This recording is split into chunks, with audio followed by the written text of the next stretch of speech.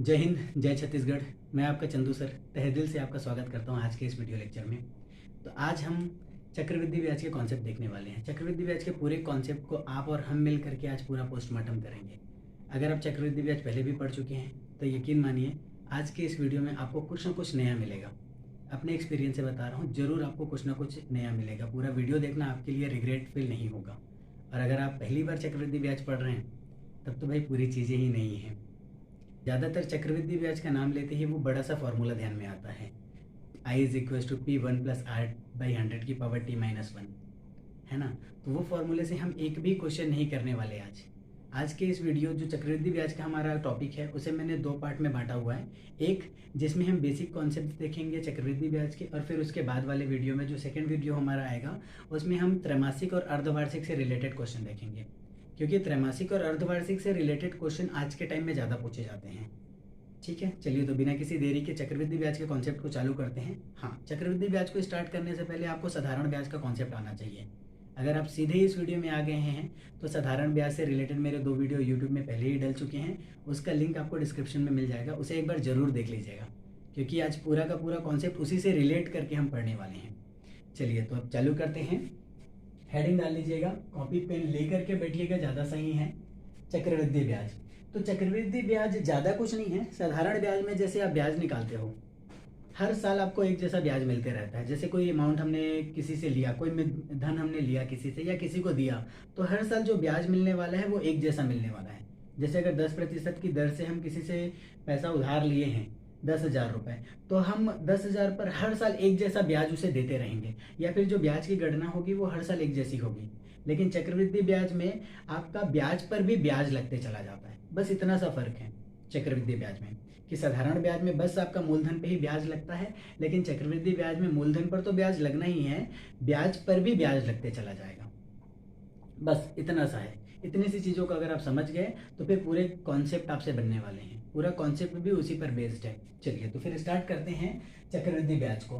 तो जो फॉर्मूला है हमारा चक्रवृद्धि ब्याज का पुराना वाला, पहले वो देख लेते हैं। इसमें एक चीज़ होता है आपका मिश्र धन का, मिश्र धन। तो मिश्र धन निकाला जाता है आपका P1+R/100 की पावर T वाले फॉर्मूले से। इसमें P/R/T क्या है बताने की जरूरत तो पड़नी नहीं चाहिए, चलिए फिर भी बता देता हूँ। P जो है वो है मूलधन, R रेट ऑफ इंटरेस्ट है, चक्रवृद्धि ब्याज की दर होगी यहाँ पर, और T होगा समय, जितने सालों के लिए हम दे करके रखे हुए हैं।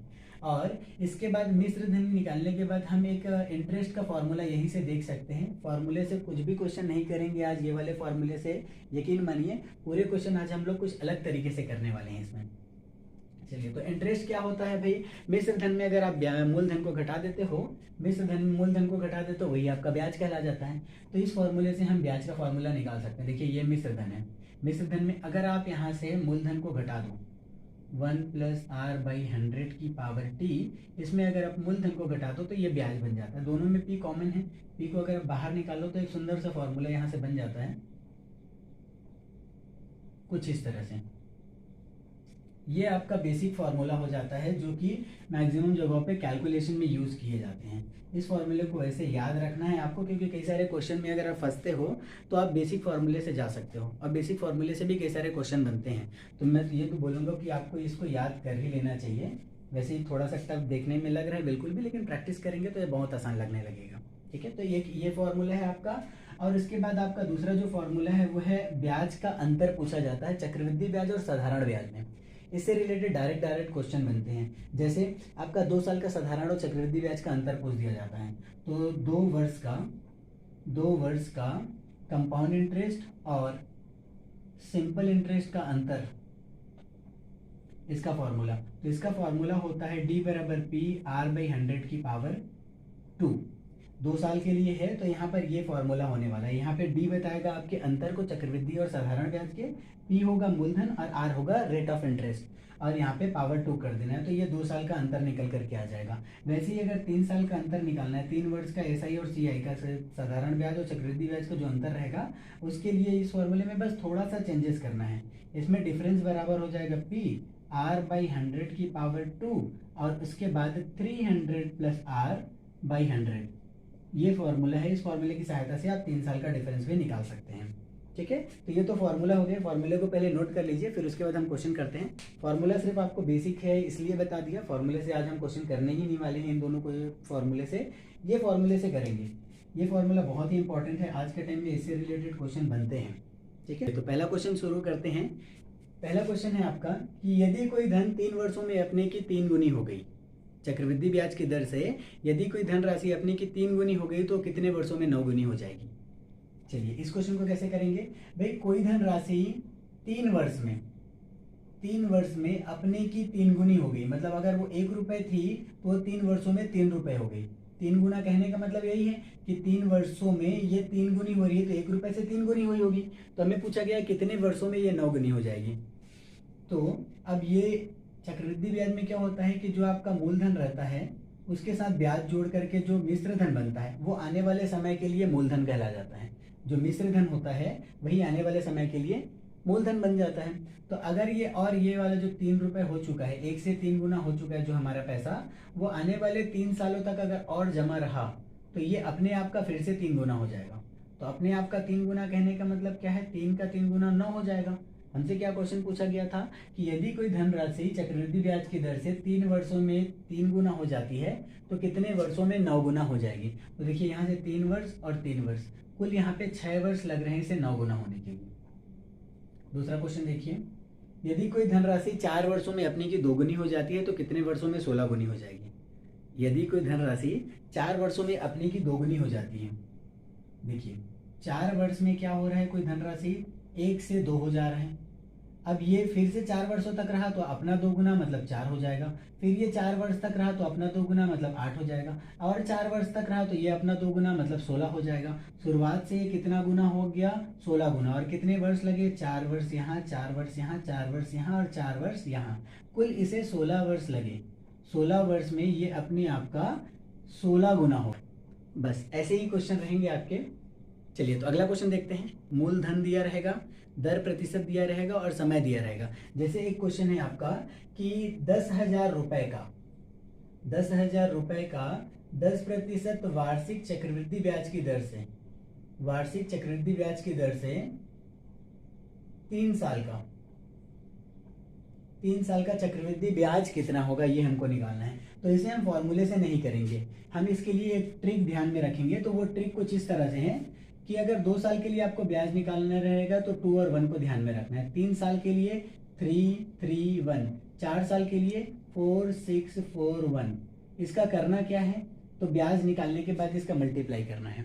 चक्रवृद्धि ब्याज में क्या होता है, ब्याज पर ब्याज रहता है, तो बस हमें ब्याज निकालते जाने और अंत में इसका मल्टीप्लाई करना है। एक क्वेश्चन में अप्लाई करके दिखाता हूँ आपको कैसे ये अप्लाई होगा, उसके बाद आपको बहुत आसानी से समझ में आ जाएगा। जैसे ये हमारा दे रखा है मूलधन, तो इस मूलधन का हम क्या करेंगे, सिर्फ ब्याज निकालेंगे। ये हो गया 10,000 रुपये, इसका 10% की दर से बस ब्याज निकाल लेना है, तो ये निकल के आता है 1,000 रुपये। 3 सालों के लिए निकालना है तो अब ये अगले बार फिर से ब्याज पर ब्याज निकलेगा, तो 1,000 रुपये का फिर से 10% निकालना है, तो ये हो गया आपका 100 रुपये। फिर 100 रुपये का फिर से ब्याज निकालना है। ये प्रोसेस तब तक करते जाना है ब्याज पे ब्याज वाला जितने साल के लिए आपको पूछा जाएगा, जितने साल के लिए। यहाँ पे 3 साल के लिए तो हमने 3 स्टेप यहाँ पे दोहराया, सिर्फ 10% निकालते चले, जितना 10% दिया रहेगा उतने प्रतिशत निकालते चलेंगे। अब 3 साल का कॉन्सेप्ट क्या है हमारा, 3, 3, 1, तो बस यहाँ पे 3 का मल्टीप्लाई, यहाँ पे 3 का मल्टीप्लाई, यहाँ पे 3 का मल्टीप्लाई, सबको आपस में प्लस करोगे तो कितना आ जाएगा, 3,310।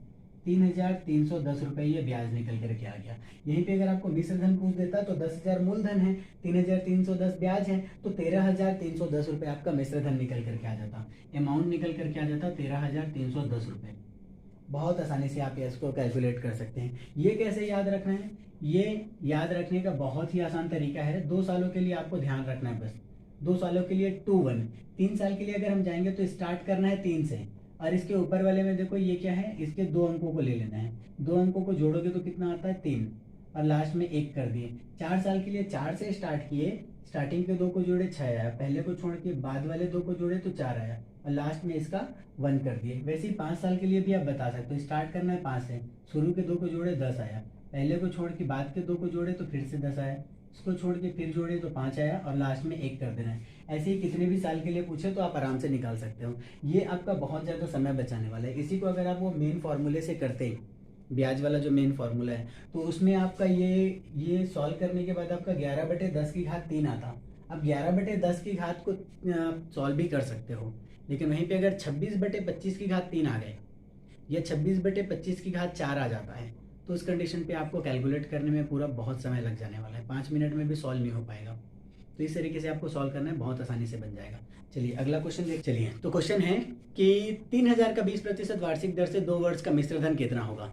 3000 रुपये है हमारे पास, 3000 रुपये का 20% वार्षिक दर से 2 साल का मिश्र धन कितना होगा। तो यहाँ पे बस हमको करना क्या है, 3000 रुपये का हम पहले 20% निकाल लेंगे, तो ये आ गया 600 रुपये। अब 600 रुपये का फिर से 20% निकाल लेना है। 600 रुपये का जब आप 20% करोगे तो ये आ जाएगा 120 रुपये। 2 साल के लिए पूछा था तो प्रोसेस हमने 2 बार दोहराया, और 2 साल का ट्रिक क्या बोलता है, 2 और 1। तो ये आ गया आपका 1200 और यहाँ पे आ गया 120। तो कुल इसका ब्याज निकल करके आ जाता है 1320। हमको मिश्र धन पूछ रखा है, तो मिश्र धन होता है मूलधन और ब्याज का योग। तो यहाँ से आ जाएगा 4320 रुपये आपका मिश्र धन निकल करके आ जाएगा 3000 रुपये का 20% की दर से 2 सालों का। बहुत ही आसानी से बनेगा। एक और क्वेश्चन चलिए देखिए। 3 वर्षों में कोई धन 800 रुपये हो गया और 4 वर्षों में वो धन 840 रुपये हो गया, तो ब्याज की दर ज्ञात कीजिए, चक्रवृद्धि ब्याज की दर ज्ञात कीजिए। अब देखिए 3 सालों में वो 800 हो गया और 4 सालों में 840 हो रहा है, तो ये जो आपका एक्स्ट्रा 40 रुपये मिल रहा है, एक्स्ट्रा 40 रुपये जो मिल रहा है वो इसी 800 रुपये पर ही ब्याज है। क्योंकि चक्रवृद्धि ब्याज में क्या होता है, जो अंत का मिश्र धन होता है वो आने वाले समय के लिए मूलधन बन जाता है। अंत का जो मिश्र धन होगा वही आने वाले समय के लिए मूलधन हो जाएगा। तो इसमें जो 40 रुपये एक्स्ट्रा मिल रहा है वो 800 रुपये पर ही ब्याज है, और उसी दर से जिस दर से पूरे पैसे पर ब्याज लग रहा है। तो यहाँ पे देखिए ब्याज कितना रुपये एक्स्ट्रा मिल रहा है, 40 रुपये। किस मूलधन पर, तो ये 800 रुपये को हम मूलधन मान लेंगे। तो ब्याज बराबर मूलधन गुणा दर गुणा समय, 1 साल का ही अंतर है यहाँ पर, बटे 100। मैंने बोला था साधारण ब्याज के कॉन्सेप्ट से ही हम चक्रवृद्धि ब्याज का क्वेश्चन को निपटा देंगे पूरा। तो यहाँ से देखिए कट करके 8 पंचे 40, तो रेट ऑफ इंटरेस्ट यहाँ से निकल करके आ जाता है 5%। नहीं समझ आया होगा ये क्वेश्चन, तो एक बार और दूसरा क्वेश्चन करके देखते हैं। चलिए जैसे कोई धनराशि है 2 वर्ष में हो जाता है 240 और 3 वर्ष में हो जाता है ये 260 रुपये। तो ब्याज की दर ज्ञात कीजिए, ब्याज की दर ज्ञात करना है। तो यहाँ पर देखिए ये जो 20 रुपये मिल रहे हैं हमको, ये 20 रुपये ही ब्याज है, उसके लिए ये वाला हमारा मूलधन बन जाएगा। 1 साल का ही गेप यहाँ पे दिख रहा है, तो ब्याज बराबर मूलधन गुणा दर गुणा समय बटे 100। यहाँ से 10 से ये वाले 10 को काट देते हैं, यहाँ से अगर इसको काटते हैं तो ये 12 बार में कैंसिल हो जाता है। तो रेट ऑफ इंटरेस्ट बराबर हमारा आ जाएगा 100/12। 100/12 को अगर आगे हम सॉल्व करते हैं तो 4 से ये कटने वाला है, 4 से 25 बार में और 4 से ये 3 बार में, तो 25/3% आपका निकल करके आ जाएगा रेट ऑफ इंटरेस्ट। ठीक है, चलिए तो एक क्वेश्चन देखते हैं हम, जिसमें 2 साल का चक्रवृद्धि और साधारण ब्याज का अंतर पूछ दिया रहेगा आपसे। तो जैसे एक क्वेश्चन है कि किसी धन पर 2 वर्ष का चक्रवृद्धि और साधारण ब्याज का अंतर, आपको डिफरेंस दे रखा है, चक्रवृद्धि ब्याज और साधारण ब्याज का अंतर वो 8 रुपये है। यहाँ रेट ऑफ इंटरेस्ट आपको दे रखा है 5% वार्षिक, रेट ऑफ इंटरेस्ट है 5% वार्षिक, और यहाँ समय है 2 साल। आपको यहाँ पे निकालने के लिए बोल दिया है कि मूलधन ज्ञात कीजिए यदि अंतर 8 रुपये है तो इसके लिए एक फॉर्मूला हमने देखा था, डिफरेंस बराबर P R/100 की पावर 2, ये हमारा फॉर्मूला था। अब इस फॉर्मूले में डिफरेंस है 8 रुपये, मूलधन हमको ज्ञात करना है, रेट ऑफ इंटरेस्ट 5% बटे 100 की पावर 2। 5 से काटेंगे तो ये 20 बार में कैंसिल आउट हो गया, तो 8 = P × 1/20 का स्क्वायर हो जाएगा 400। अब इसको जब आगे सॉल्व करते हैं तो 8 चौक 32, 3200 रुपये मूलधन निकल करके आ जाता है, 3200 रुपये। चलिए अगला एक और क्वेश्चन देख लीजिए। आपका 3 सालों का किसी धनराशि का अंतर है 31 रुपये, 31 रुपीज़। डिफरेंस है यहाँ पे 31 रुपये और रेट ऑफ इंटरेस्ट है 10%, और ये जो अंतर है वो 3 वर्ष का है, 3 वर्ष का अंतर है। तो यहाँ पे आपको मूलधन ज्ञात करना है। तो 3 साल का डिफरेंस का फॉर्मूला क्या होता है, D = P R/100 की पावर 2 और इसके साथ 300 + R/100, ये होने वाला है। डिफरेंस है 31, मूलधन हमको ज्ञात करना है, रेट ऑफ इंटरेस्ट है 10%, बस वैल्यू रखते गए। यहाँ पे आ जाएगा 310/100। एक जीरो से एक जीरो यहाँ पे कैंसिल आउट हो गया, यहाँ से एक जीरो से एक जीरो गया, तो 31 बराबर पी 1 का स्क्वायर 1 और 10 का स्क्वायर हो जाएगा 100, और यहाँ पे आ जाएगा 31/10। ये 31 से ये 31 कैंसिल आउट हो गया, तो पी इज इक्वल टू निकल करके आ जाएगा 1000 रुपये।